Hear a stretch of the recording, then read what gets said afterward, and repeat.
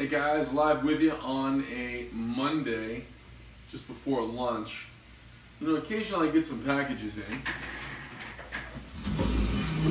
and someone shakes it and says, "Oh, it's full of liquid." Now I'm looking at it, and it says Reserve Bar, West Hollywood, California. So I'm guessing this is booze of some kind. Oh, it says alcohol. Signed by adult. Alright, so not an explosive. Someone's like, alright, what's going to happen?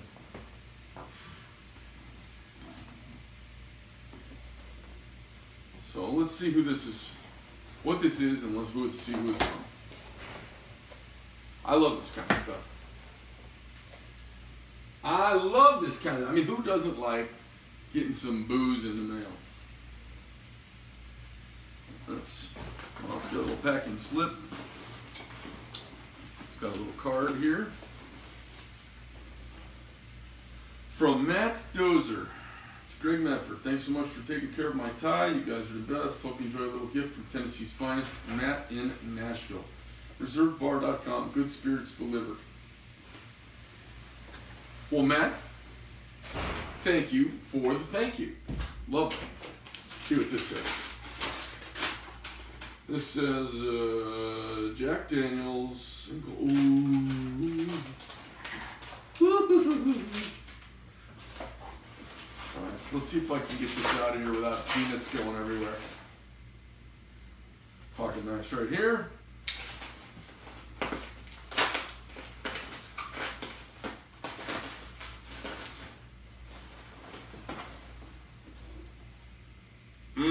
Jack Daniels single barrel,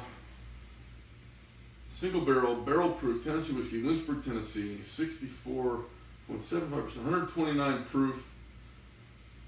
Man, see what this says.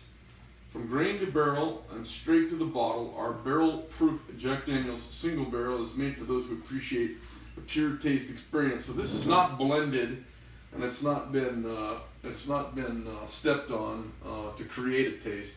It is the taste that was with it. For those of you who don't know, it's pretty interesting. Whiskey's made in charred oak barrels, and I think, geez, you know, maybe I got this wrong, but maybe they like to use former red wine barrels. Do you know that? You don't know that? I think they do, and that's where it pulls some of its color from. Some of you guys are lunatics out there. You'll know this better than I do. You know, it's really cool. You know, I get stuff like this all the time, and I don't put it on camera. But Matt, thank you very much. I really appreciate it. You know, it's been a crazy week. I was really excited about this guy, Brett Kavanaugh, getting nominated for the Supreme Court and going through the approval process. He seemed pretty untouchable, and now there's some stuff coming at him. I don't know. Have you been watching this at all? Now they've got somebody else who says he maybe exposed himself at a drunken college party. And I'm like, you know, I walked naked through numerous college, drinking parties. There's probably 100 women out there who could say I exposed myself to them, and I have never once pulled out my junk to show it to somebody, because I don't feel like that's like a great come on. I mean, I don't care how you're built. I'm only part Irish. I don't care how you're built. I think showing your genitalia is just awful. I leave that for after the date. You don't want to show your stuff before a date. You want to wow everybody, and then afterwards have them see it while you're strolling back from the bathroom. You know, you don't want to. I mean, but now walking naked through a fraternity party, that's just part of the deal. Anybody who was in a fraternity knows there's kind of, unfortunately in retrospect, somewhat homoerotic sounding nudity involved at numerous steps of one's fraternity life.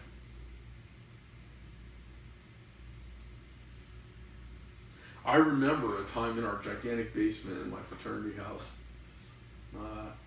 where the polished floor of the basement, which was our rolling bar and club, it was our bar and club scene.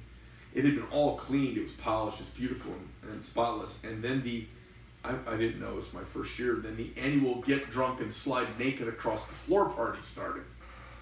It's all fun and games until somebody slides into a radiator at the end of the 40-foot room and opens up their thigh, and it's just a big mess. There were parties where I walked butt-ass naked right through the entire party, right from one end of the room all the way to the other end of the room, and with like 2 other guys. We were headed somewhere. Now, I can't remember what was going on, but I never was into any group mayhem or anything. But there was just some reason everybody was naked, or maybe somebody bet me, like, you know, I bet you $20 you won't walk naked through this crowd of college co-eds, to which I said, well, why wouldn't I do that?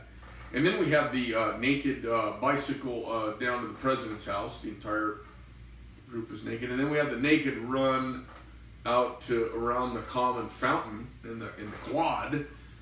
And then, of course, everybody saw Will Ferrell in that movie. You remember the one where he's like, right down the street. street. Like, what are you doing? He's like, I'm running down the street naked in the quad. I mean, that's just part of crazy college behavior. Nobody was getting raped. I'm sure some people got molested. That wasn't my style either. So weird. So this Brett Kavanaugh guy doesn't seem like a raper, and now this Avenatti guy is saying that you know, the creepy porn lawyer, he's saying that he's got someone who's saying that Brett Kavanaugh was a serial drugger so that they could do these sex trainings on girls. I have a hard time believing that. If you listen to how the folks are coming forward, it's very odd too. And I want to make one other point. Brett Kavanaugh and I are about the same age, and you know, that was at Yale. That was my town. I was rolling around at Yale, and all I can tell you is there was no shortage of women accusing people of inappropriate behavior and rape going on. It wasn't the 1930s or the 1940s where girls were all mum because they didn't want to make waves and have women not allowed at the school anymore. When I was going to college in the 80s and 90s, girls were really empowered. I got kicked out of college my senior year for making prank phone calls like the Jerky Boys. I got kicked out of college for that. I since went back and graduated, but the point I'm making is that it was very politically correct. You know, WSPAC, Women's Studies Center for something or other, and equality. That was all going. Furry, quasi-lesbian, experimental lesbian, future hetero mommies of America were all with hairy legs, armpits, and wall-to-wall pelt, already objecting to everything male and having protests on campus across America. So, especially at Yale, it is not like, I just don't believe it wasn't the 1930s, it wasn't the 1880s, it wasn't women's suffrage. Girls, all you had to do is point at a dude and say the dude raped you and the guy was out of school in 24 hours. So it wasn't a hostile environment to getting called out for bad behavior. That's all I'm getting at. So I don't really buy this whole thing.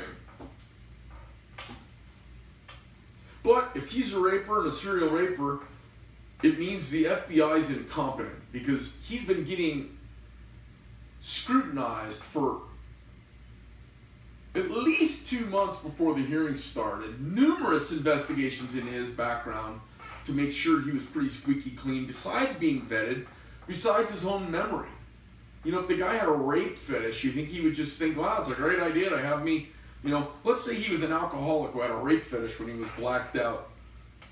He'd probably know about it. And do you think he'd want to, like, kick hornet's nest now that he's married and has kids and a great career as a federal judge?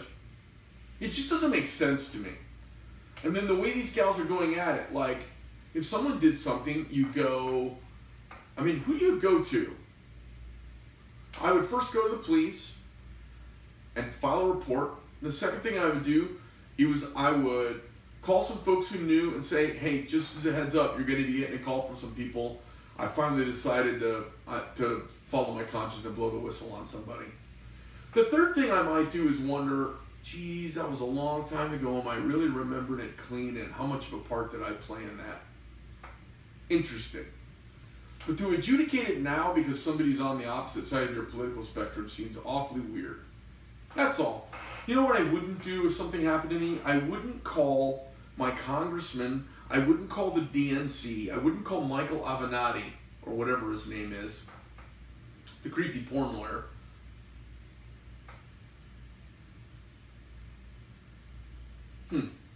Curious to hear your thoughts below, and I'm curious to hear about maybe whatever the coolest, most recent surprise package you got in the mail was. Mine today was from Matt Dozier. Matt, I will toast this while cooking, doing a cooking show this week, and drink a little bit of this single barrel reserve, and hoist one to you. And thank you. And if I don't use your name then, it'll just be because I'm middle-aged, tired, and it will be the end of a long day in the middle of a long week as usual. And no slight on my part intended. So you guys have a great day out there. It's Monday. Kill it. Be safe. Remember, the whole world's full of amateurs who don't know what's going on. And on the other side of your opinion is a learning.